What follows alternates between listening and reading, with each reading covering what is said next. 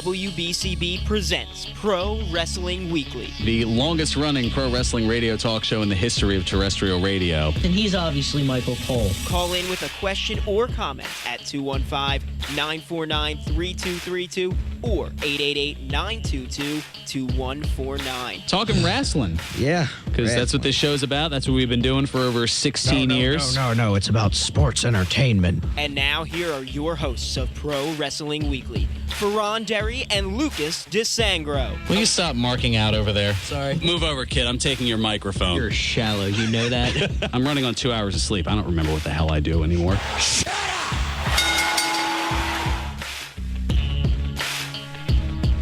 There's the sound of the bell, and we are set to go. This is Pro Wrestling Weekly here on 1490 WBCB and online at WBCB1490.com.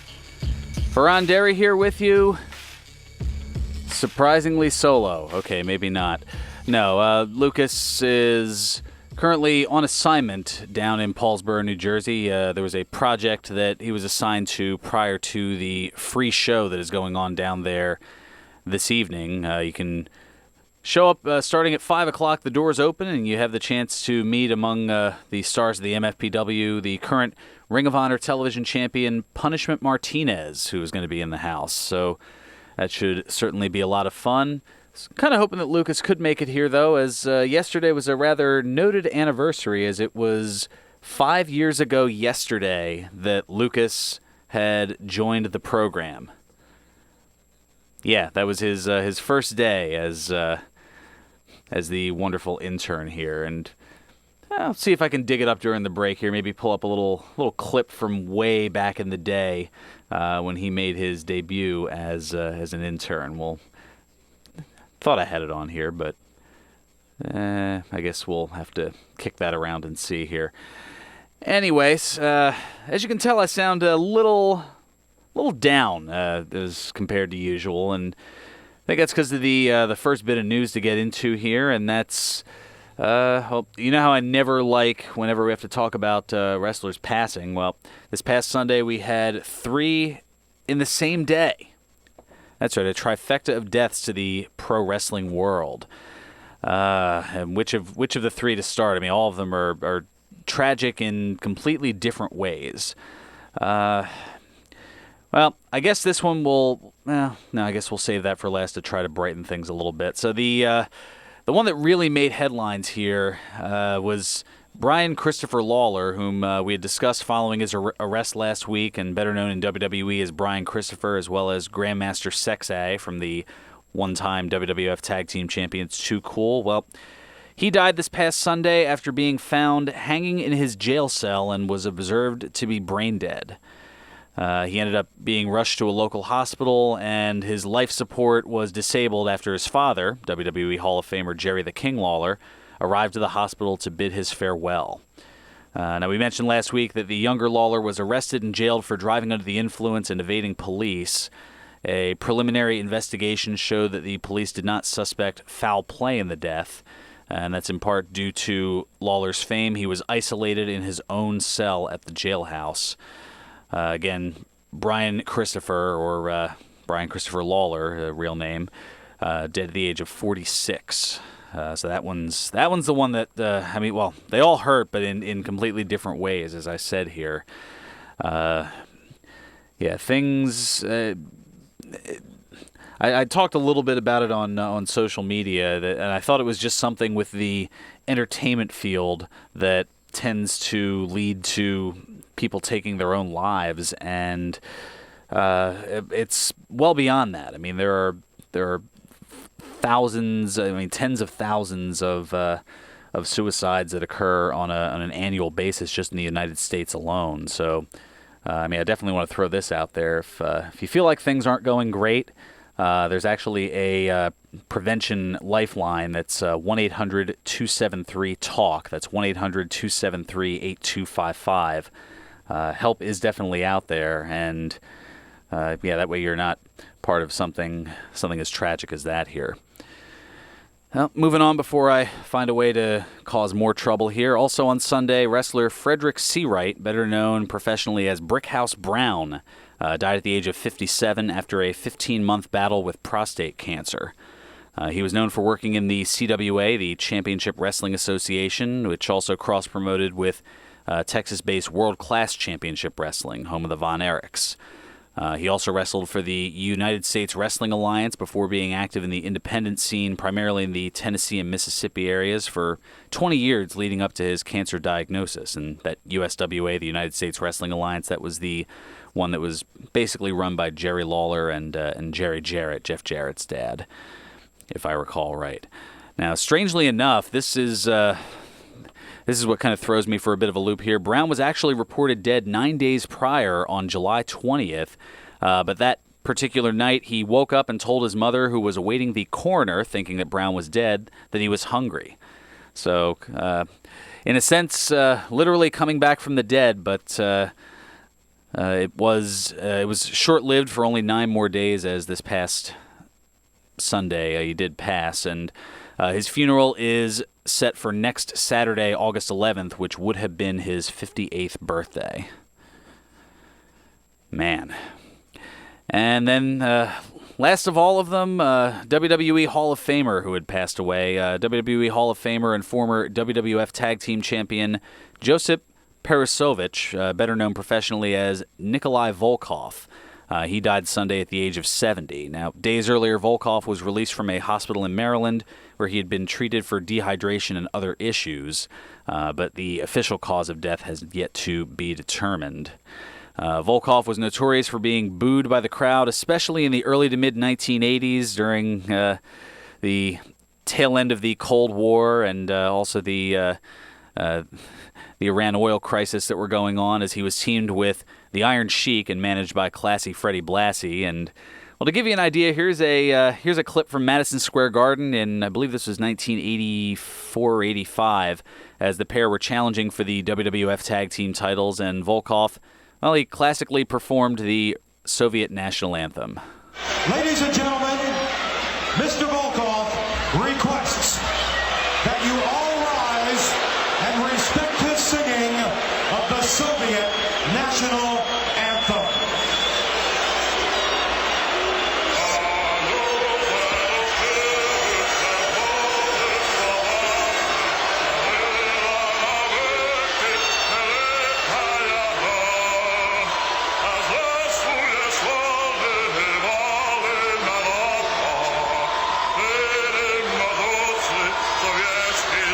Can you get him?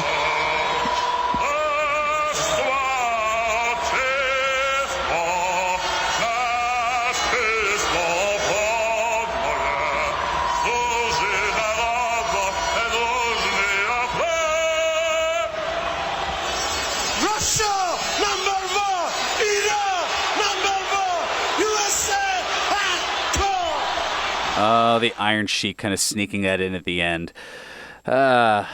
Yeah, it's that one hurts a little bit, but something that you can only see as opposed to hearing is, as that is being performed, the Madison Square Garden crowd just gives you an idea of how different of a time it was, just littering the ring with trash, just launching trash into the ring, and that's something that has thankfully been corrected, and as far as I know, hasn't really been seen since, goodness, what, maybe the formation of the NWO? That's probably the last time that I saw that much refuse being tossed into the ring at one particular time. I mean, occasionally somebody sneaks one thing, like the accurate individual during the 3 Stages of Hell match between Steve Austin and Triple H, where as they were working on taking down the cage, somebody happened to launch, I believe, a soda, and if I recall right, hitting Austin right in the head. I'll have to look that one up as well, just to kind of trigger my memory a little bit, I suppose. As that was also noted in OSW Review. That's right, they were the ones who had pointed that out. Yeah, I think it was sometime in the early, I want to say like 2001, maybe 2002, something along those lines. I don't know, there weren't too many of them. That's right, it was February of 2001. It was the standard match, and then the street fight, and then the steel cage match. That was, that's right, now it's all starting to come back here, and Oh, as I'm looking at up here, an interesting tidbit. There have only been 4 of those 3 stages of hell matches, and 3 of the 4 involved Triple H in some way or shape or form. The only other one was John Cena against Ryback a little over 5 years ago. And they've all had slightly different stipulations as far as it's almost kind of a way to combine numerous things into a 2 out of 3 falls match. So in that one, for example, the first fall was a standard match, the second was a street fight, and then the third fall was a steel cage match. As compared to Triple H and Shawn Michaels a year and a half later, where the first fall was a street fight, the second fall was a steel cage match, and the third was a ladder match. And then fast forward to 2009, Randy Orton against Triple H, a standard match, a Falls Count Anywhere match, and a stretcher match for the 3 stages of hell. And then John Cena and Ryback, a lumberjack match to start off, then a tables match, and finally an ambulance match. So just some interesting tidbits to kind of bring up some memory, I suppose, and also kind of, in a way, find a way to bring things back just a little bit. And I can't help but chuckle at the pre-match interview of that Triple H and Stone Cold 3 stages of hell matches. Before Austin made his entrance, Michael Cole, who back then was still a backstage interviewer, who also did a little bit of play-by-play commentary to give you an idea how far ago that was. But he asked one question to Austin. He flagged him down before he headed on out and said, Mr. Austin, are you ready to enter hell? And Austin just kind of stared blankly at him with a, what, are you kidding me with that kind of question? Didn't say a word and then just kept on moving toward the match. Oh, wow. All right, so coming up here in the hour, we'll also talk about the SummerSlam lineup, as that is 2 weeks from tomorrow. Also, we'll try to make things a little bit more fun here with a bit of involvement of Dolph Ziggler and Comedy Central. And I'm pretty sure I'll stay out of trouble with this, but I don't know. If Ted comes running in, then it's been nice doing the show here for the better part of the last 9.5 years. Also, we'll let you know of a new TV agreement that WWE has down under, and also a little bit of politics, but in a dubious fashion. All that and more here on Pro Wrestling Weekly on 1490 WBCB and online at WBCB1490.com. Hello, I'm Dan Breen of Bucks County River Country, the world's river tubing capital. And I'm out here on the Delaware with a bunch of other folks. Hey, guys! Hey, Dan! And we're having the time of our lives. Listen, if you haven't been to Bucks County River Country, you don't know what you're missing. We've got tubing, canoeing, kayaking, rafting, and our tiki-style Riverside Cafe to whet your palate. You'll have loads of fun with the family, friends, or even a company outing. See for yourself. Check out our webcam at rivercountry.net. And while you're there, make your reservations online. Discounts are available for groups of 20 or more. Remember, the average water temperature is 80 degrees, and it's so easy to get here. We're just 8 miles north of New Hope, Pennsylvania. Don't miss out on the most fun you could have this summer. Come to Bucks County River Country, the world's river tubing capital. Hey, Holmes, we love to see you wet. Buy your season pass for Bucks County River Country online today at rivercountry.net. That's rivercountry.net, or call 215-297-5000. Dion Square, located at South Oxford Valley Road and South Olds Boulevard, is a great place to shop and eat with the following businesses ready to serve you: the AutoZone, PA Wine and Spirits, CVS Pharmacy, the Hair Cuttery, Nationwide Insurance, Liberty Auto Tags, Smile Culture Dental, the First National Bank and Trust Company of Newtown, Lee's Hoagie House, and Pat Dion Beverages. So remember to make Dion Square your first stop for all of your shopping needs at South Oxford Valley Road and South Olds Boulevard in Fairless Hills. All commentators heard on WBCB express their own views. Their opinions are not necessarily those of others on WBCB, including the staff and management. Hi, this is Smiling Lou Powers, here to invite you to join us every Wednesday as we broadcast Sunshine Music Memories live from the Philadelphia Protestant Home in the Northeast. We'll be playing the music that you remember in a setting you will love. Philadelphia Protestant Home is located at 6500 Tabor Road in the Northeast, and I will be there live every Wednesday, 10 a.m. till noon. Come out and listen, dance, and make some new friends. Sunshine Music Memories live from the Philadelphia Protestant Home every Wednesday at 10 a.m.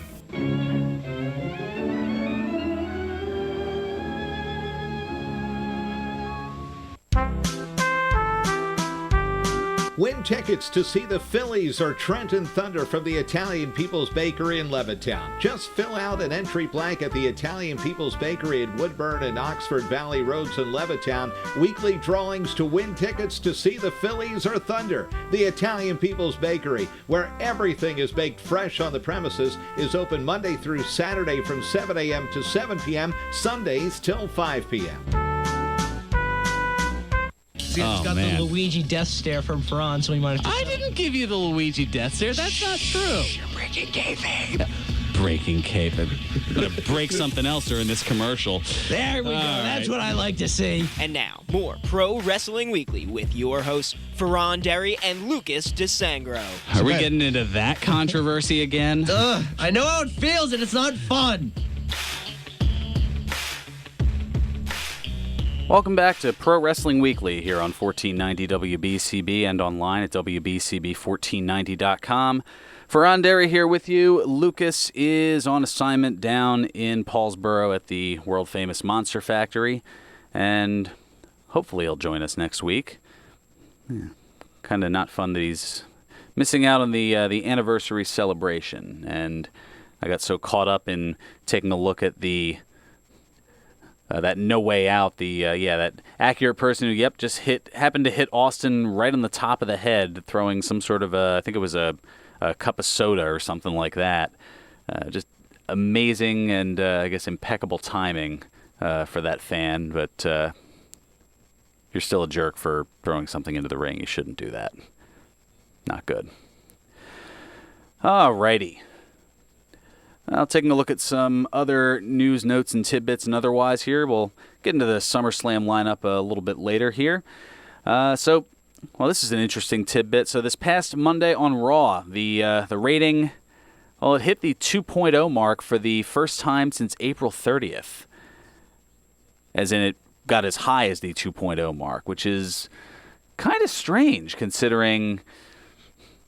Well, really considering, how WWE has done, and maybe they're looking less at the TV ratings considering how TV has become very a la carte and there's not much live programming, not much live must-see television that's out there. So maybe they're figuring, all right, if people aren't watching now and they, DVR it or something like that and watch it later, okay, we're not as concerned with that. Maybe they're more concerned with the network subscription buys. And considering how WWE stock has done, for those who tend to rag on WWE's ratings, well, they're doing something right because the stock is definitely up there. So it looks like since the last I saw, it took a little bit of a tumble down to $78.54. But remember, this was something that was hovering around, $10 a share maybe? It has gone up considerably with very few hiccups since bottoming out around that $10, $11 mark, in mid-2014. So over the course of the past 4 years, it has grown roughly 7, almost 8-fold. So I think they know what they're doing in terms of that. They've got a pretty good idea here. It's one of those things where they're looking for the long-term growth as opposed to just, all right, what happened this quarter? How much did we gain? Wait, we didn't gain anything. Okay, everybody's fired. It's a little bit of a different flair to that. So also, I've got to have a little bit of fun with this here. WWE Intercontinental Champion Dolph Ziggler, he competed on this past Sunday's Roast Battle Season 2 premiere on Comedy Central. It pretty much is as it sounds. It's a kind of like how you have the rap battles with Eminem and things of that nature, kind of two people going back and forth. In this case, it's in roasting, which is good-natured making fun of people. Pretty much what Lucas and I do whenever we're here, just on a much broader scale with a lot more controversial things, and I had to pare down the battle that Ziggler had with comedian Sarah Tiana and that roast style, that insult comedy contest. And here are the ones that I made somewhat safe for air here, but we'll see here. If I don't come back, then you know why. Here we go. If you don't know this, Dolph and I have been very close friends for many, many years, and I think it's safe to say that you're a ladies' man, but you're perpetually single. Honestly, Dolph has lost more girls than an ICE detention center in El Paso. Good start. Good start. Sarah is a country music singing, truck driving, beer drinking redneck. Woo! Yeah! The only thing feminine about her is she's not funny. Dolph's last girlfriend broke up with him, and I don't blame her because every time he her, he would tap out after a 3 count. From what I heard. Oh, God. Sarah, if we weren't such good friends, I would feel like that you were a little jealous that I'm a wrestler. You know, every week you have to watch me, your friend, walk down the aisle while music plays and everyone's looking at me and there's a ring at the end. To be fair, I get pinned by big sweaty guys, but I get paid millions of dollars. When you do it, it's just for like Waffle House and a ride home.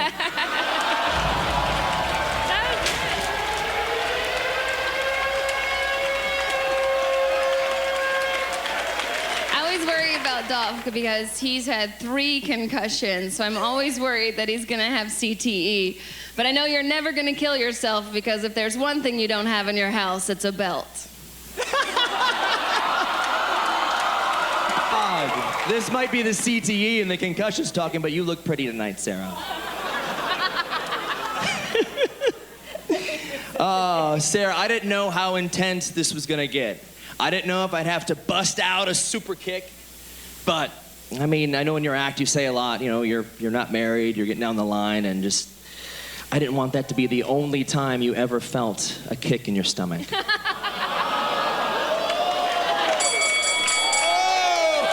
And there's the sound of a bell in a different sense. So yeah, that's kind of the idea of how a roast battle works. And those are the ones that I could try to clean up here.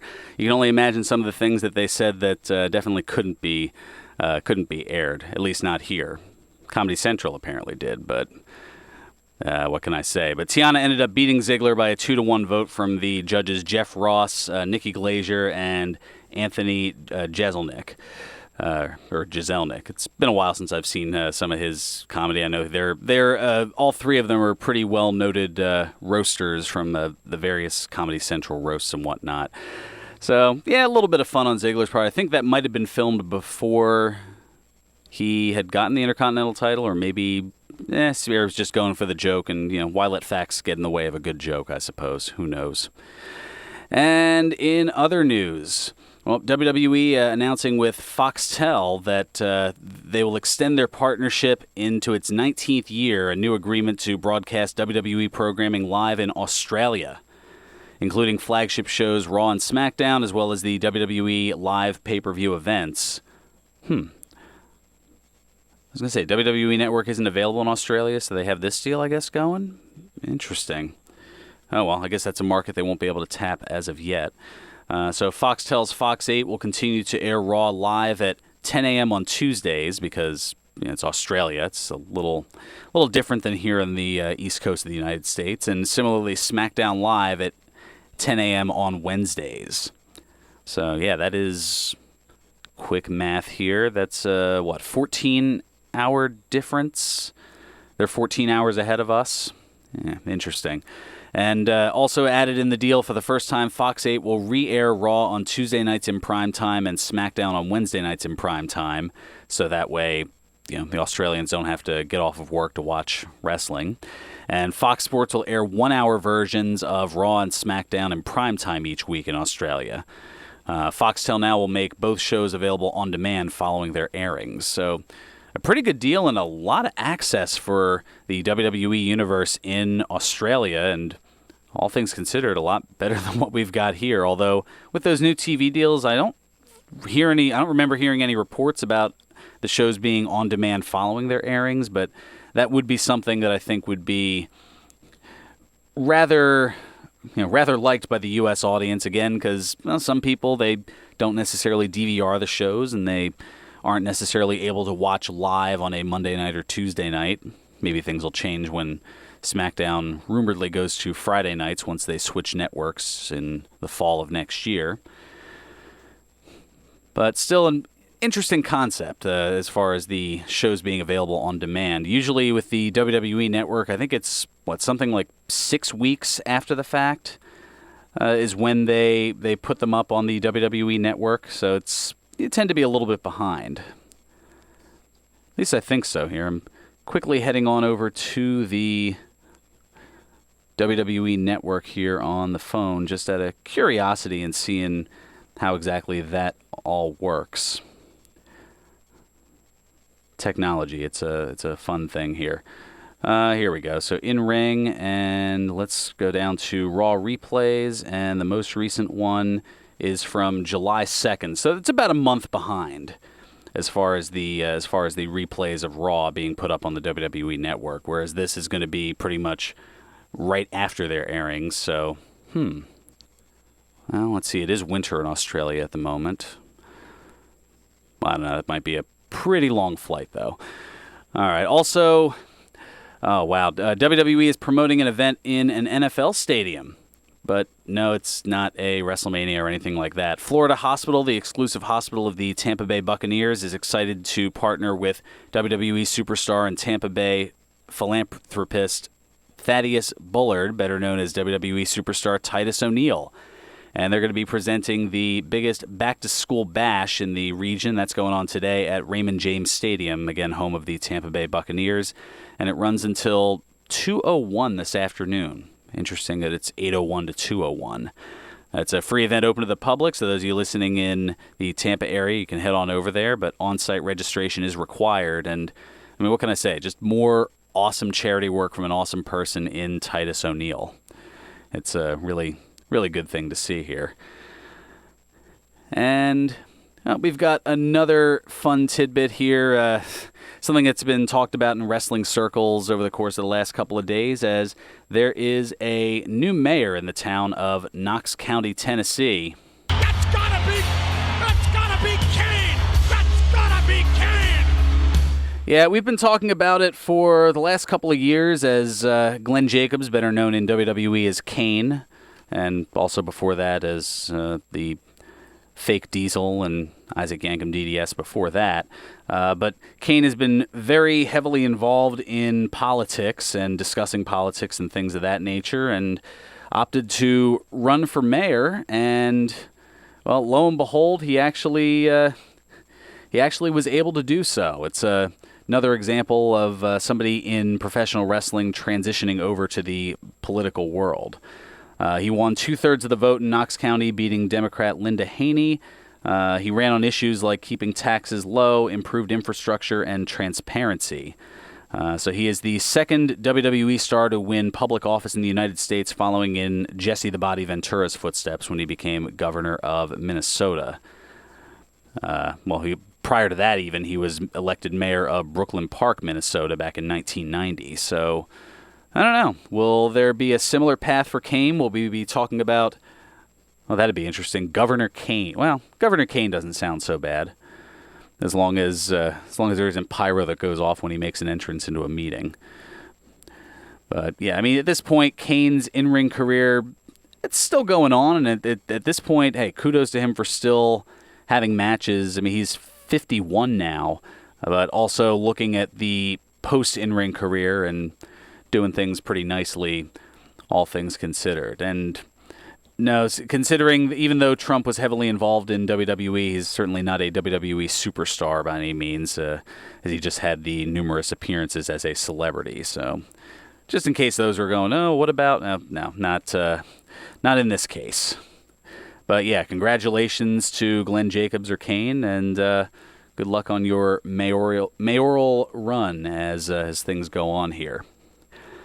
So I got to let you know that tonight there is an infusion of soul at the Broken Goblet Brewery, 1500 Grundy's Lane in Bristol, PA, where that's right, tonight at 8 o'clock, local legends Soul Custody return to the Broken Stage as a trio for live music.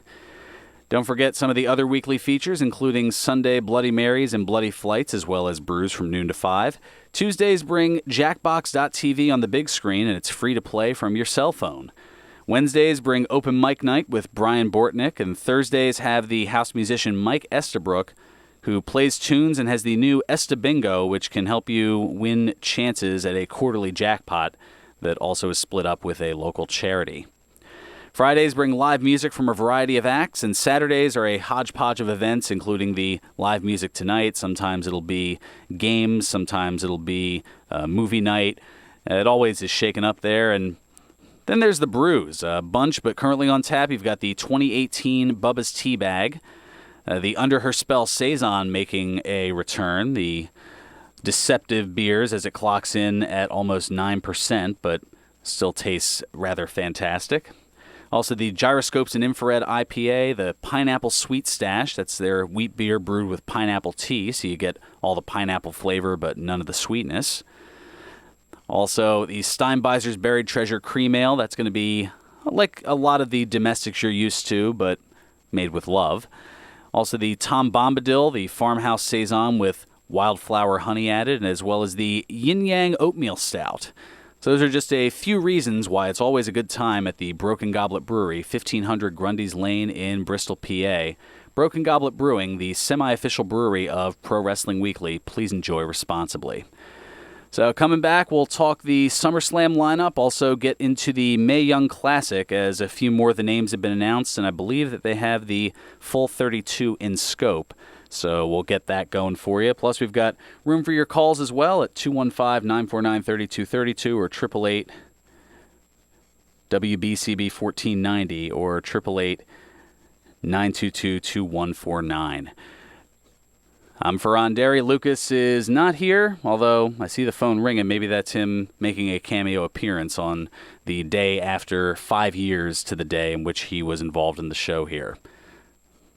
Okay, maybe not. Why would he have to do that? I don't need to prove a damn thing to you. Yep. Always lovable, always sassy, always Lucas. All right, this is Pro Wrestling Weekly here on 1490 WBCB and online at WBCB1490.com. You won't see termites crawling across your floor, but thousands might be devouring the wood in your walls, weakening the structure of your home. For over 50 years, termite proofing and pest control of the Delaware Valley has been in the exterminating business. If you think you have a pest problem, they're the experts. Call them today at 215-639-5455. That's 215-639-5455 for TPPC. Termite proofing and pest control of the Delaware Valley gives your home or business peace of mind, knowing your pest problem is in their hands. Located at 1560 Bristol Pike in Bensalem, they use only EPA-approved material applied by licensed technicians. Call Termite Proofing and Pest Control of the Delaware Valley at 215-639-5455. Everything you wanted to know about funerals and planning but did not know who to ask. Tune in on Mondays at 9 a.m. to the Galzerano Funeral Home. More than just a funeral home, Louis A. Galzerano III has been serving Bucks County for over 100 years. Family owned and operated by Louis and his wife Carol. Galzerano Funeral Home serves all faiths and nationalities. A full-service funeral home with a full line of cremation options and a crematory on the premises. 2 locations to serve you and your family, one in Bristol and one in Levittown. Call 215-788-2821 or 215-945-8484. Special rates to show our thanks to all servicemen and women as well as the FOP. Galzerano Funeral Home, 215-788-2821 or 215-945-8484. Peanut, butter, candy, cake. Is it even legal to say 4 words that delicious? Yes, it is. And only Tasty Cake peanut butter candy cakes bring them all together. Delicious baked sponge cake coated in creamy peanut butter, then bathed in indulgent milk chocolate. There's nothing else like it. So pick up candy cakes and other Tasty Cake treats at a store near you today. For your family, for yourself, just for the fun of it. Join the conversation when you follow Tasty Cake on Facebook and Instagram. You need a plan as you get closer to retirement, a plan that will take you from where you are now to the retirement you've always dreamed about. The first step on that path is to tune into the What's Your Worth Strategy Show with Mark Freed every Saturday morning at 8:30. Mark's the president of TFG Wealth Management. You only retire once, but Mark helps people retire every day. Don't miss the What's Your Wealth Strategy Show with Mark Freed every Saturday morning at 8:30 on 1490 WBCB. Stepping into the unknown, it can be difficult to find the way. But with the compassion and security of Independence Blue Cross, obstacles become openings.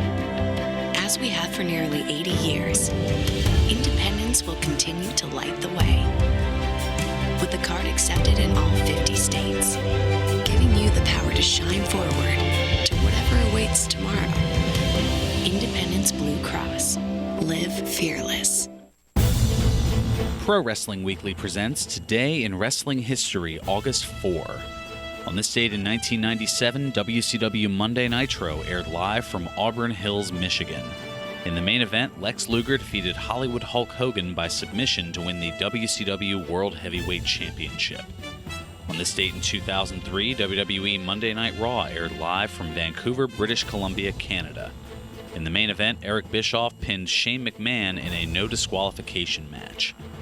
On this date in 2008, WWE Monday Night Raw aired live from Knoxville, Tennessee. In the main event, Batista and John Cena defeated Cody Rhodes and Ted DiBiase Jr. to win the WWE Tag Team Championship. On this date in 2014, WWE Monday Night Raw aired live from Austin, Texas. In the main event, Heath Slater pinned Seth Rollins in a Beat the Clock match. This has been Today in Wrestling History, August 4.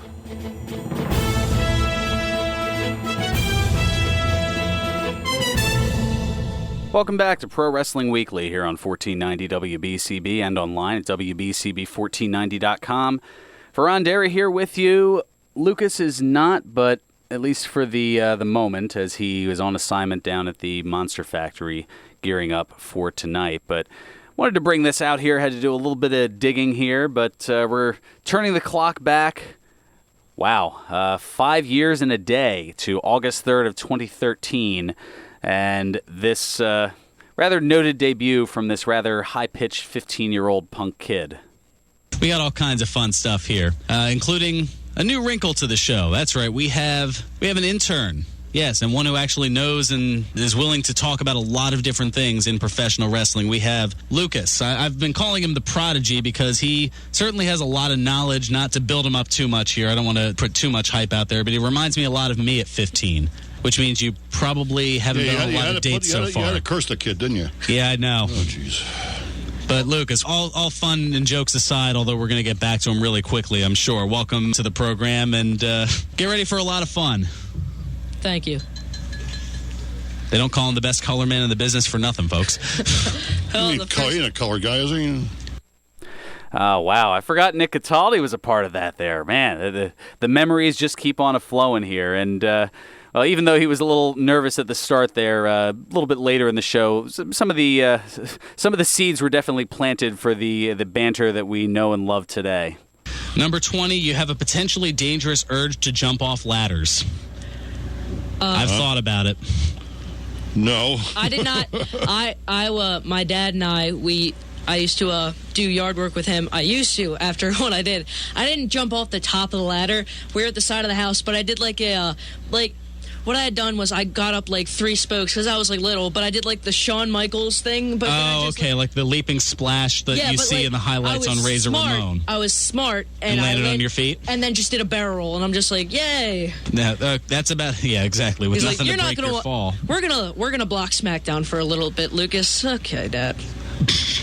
How'd that work out for you? I was very defiant. I snuck it over my friend's house, and he doesn't even like wrestling. He doesn't even... Turn this off, Lucas, please.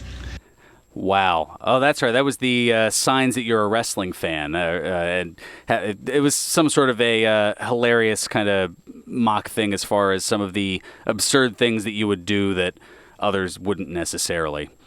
So I guess that means that a lot of Buffalo Bills football fans are wrestling fans as well, as they're notorious for their pregame tailgates where they put each other through tables. I kid you not.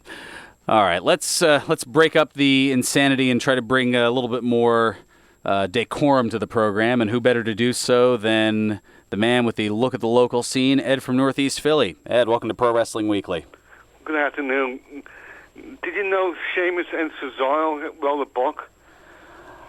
You know, I didn't. I should probably do a little bit more reading. Anyway, it's called Creating a Mania. Something about WrestleMania comes to life. Oh, interesting. Yeah, they're going to be signing a book in Livingston, New Jersey on the 17th of August. Oh, yeah, I do see that here now. It's, wow, Friday, August 17th, 7 p.m. at the Barnes & Noble in Livingston, New Jersey.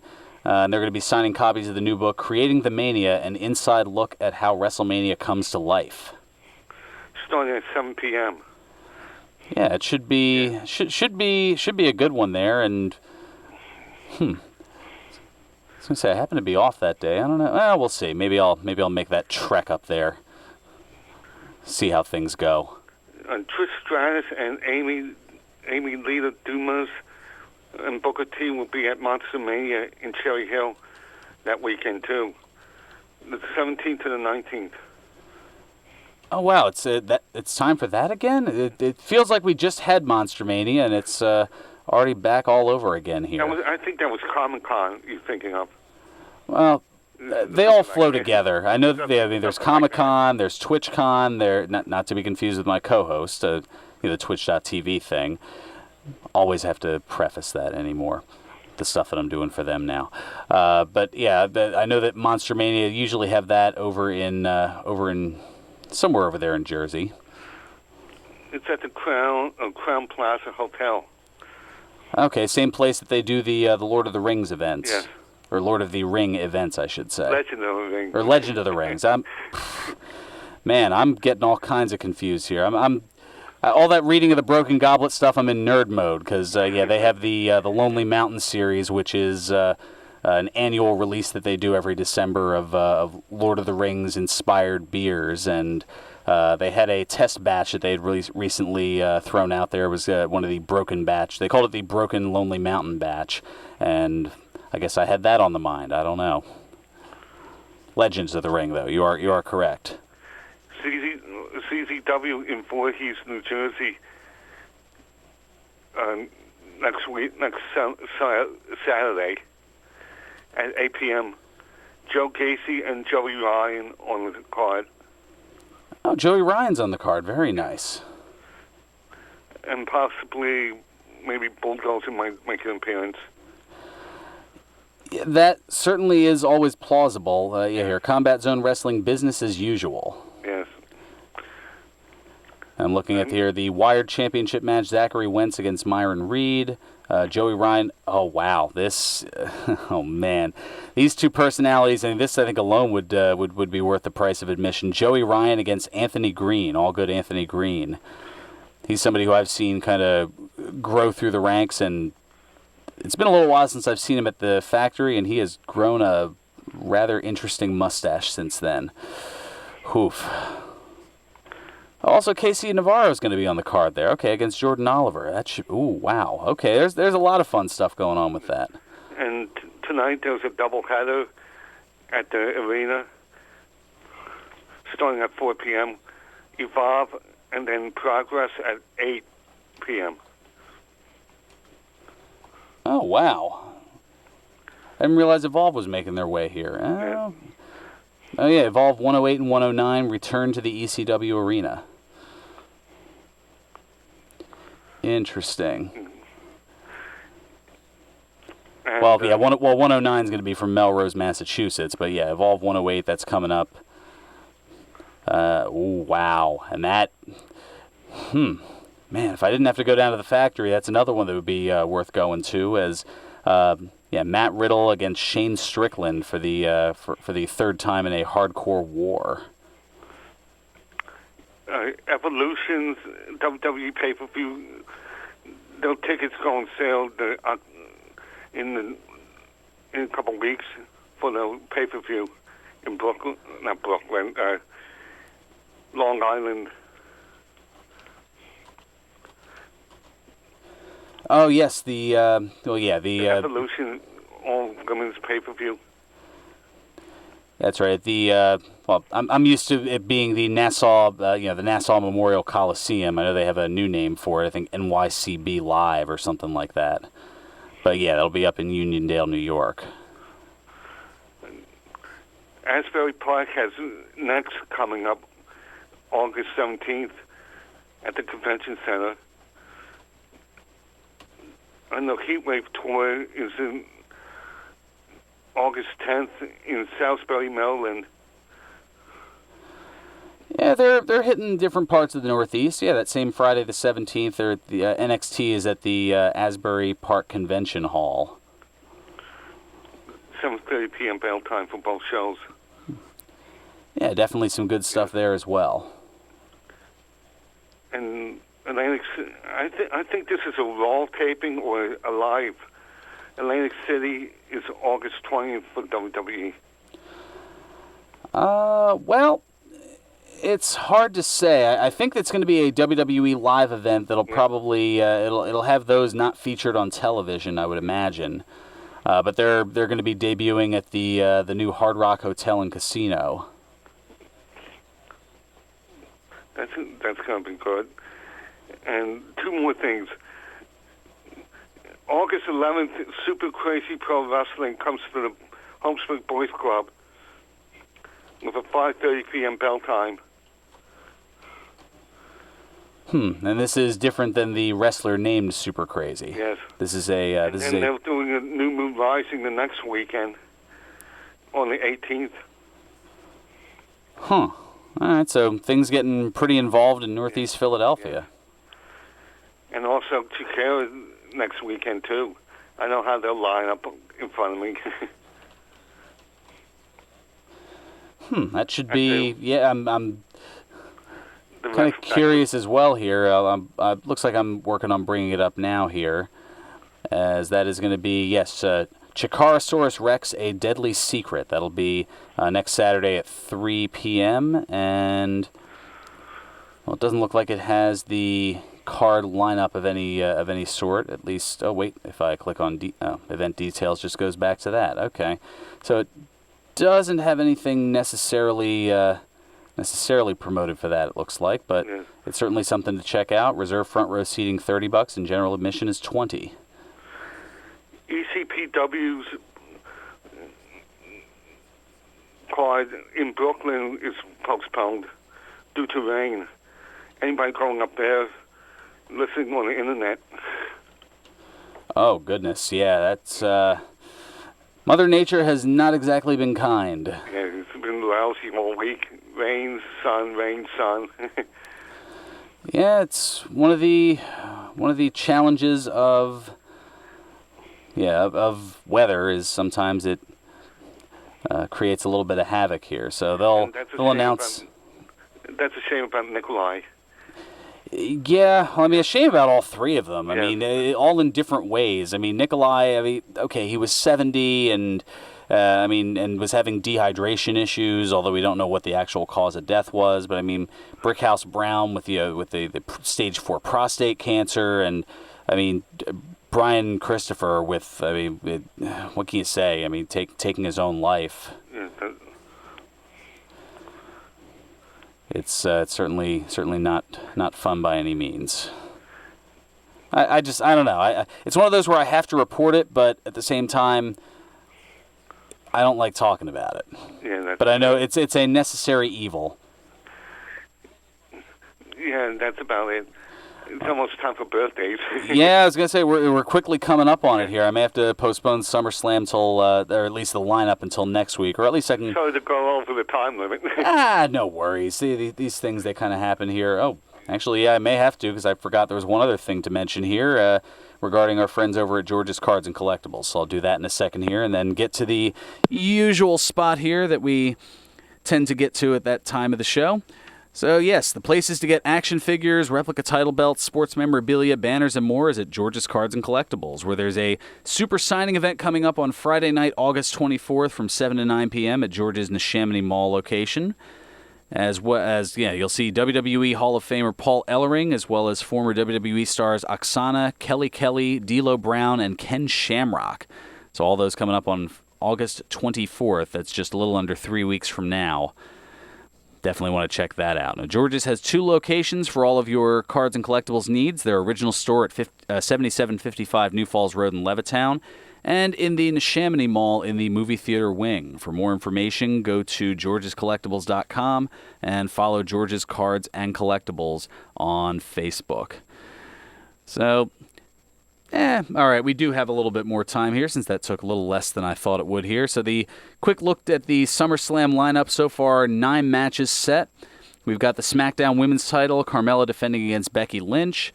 The Cruiserweight title, that was just added to the mix. Cedric Alexander taking on Drew Gulak. And also announced, I believe, just yesterday, Shinsuke Nakamura defending the United States title against Jeff Hardy. The aforementioned Intercontinental Champion Dolph Ziggler, well, he'll hope to fare better than he did in his roast battle, this time taking on Seth Rollins to defend the Intercontinental title. Braun Strowman putting his Money in the Bank contract on the line against Kevin Owens. We've got the SmackDown tag titles on the line, the Bludgeon Brothers defending against the winners of the tournament, which we'll find out after this Tuesday on SmackDown, as it'll be the winner of the Cesaro and Sheamus against New Day match. Also, AJ Styles, well, he's defending the WWE Championship against Samoa Joe. The Raw Women's title is going to see Alexa Bliss face Ronda Rousey, so Ronda Rousey's first title shot in WWE. And for the Universal Championship, Roman Reigns challenging the very, very, very long-time champion of Brock Lesnar. So as the matches go on over the course of the next couple of weeks, as more matches get added to the card, we'll keep you posted on that. And coming up in 2 weeks, we'll get the predictions certain to go wrong for that pay-per-view. And I definitely need to get it back in gear, as things didn't go so well for me in the last one and allowed Lucas to catch up. He's just trailing by 1 pick. All right, so we got a couple minutes left here, so it's about time for birthdays, you jerk. Yep, always sassing. All right, so we've got 3 plus 3 Brucey bonuses. So first, on this date in 1960, Dean Simon was born. The former ECW, WCW, and WWF wrestler and current WWE road agent, better known as Dean Malenko, turns 58 today. On this date in 1966, Kensuke Sasaki was born, the former WCW United States Heavyweight Champion, as well as a star in New Japan, All Japan, and Pro Wrestling Noah, holding many, many, many titles, turns 52 today. And on this date in 1977, Frank Benedict Gertelman was born, the former 5-time TNA X Division champion, 3-time TNA Tag Team champion, and former Ring of Honor Tag Team champion, better known as Frankie Kazarian, turns 41 today. And now to the Brucey bonuses, things outside of the world of wrestling. On this date in 1944, Richard J. Belzer was born. The stand-up comedian, author, and actor best known for playing the role of Detective John Munch on the NBC police drama series Homicide, Life on the Street, and Law & Order Special Victims Unit turns 74 today. Oh, Ted was guessing, guessing 72. Yeah, no, a couple of years added there. But Belzer was also known infamously for a lawsuit against Hulk Hogan. He requested on his cable TV show Hot Properties back in '84 that Hogan demonstrate one of his signature wrestling moves, and after being asked several times, Hogan relented and put Belzer in a front chin lock, which caused Belzer to pass out, and when Hogan released him, he hit his head on the floor, sustaining a laceration to the scalp that required brief hospitalization. So they sued for $5 million, and they ended up settling out of court.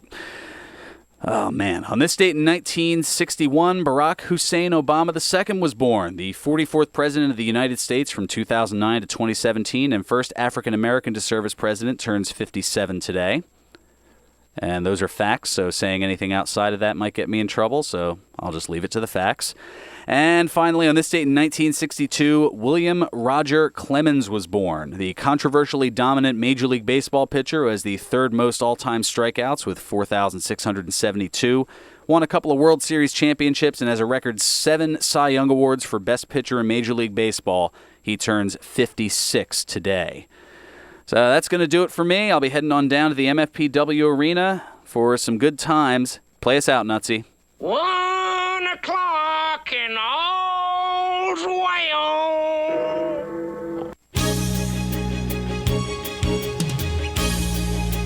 celebrating 60 years of broadcasting excellence.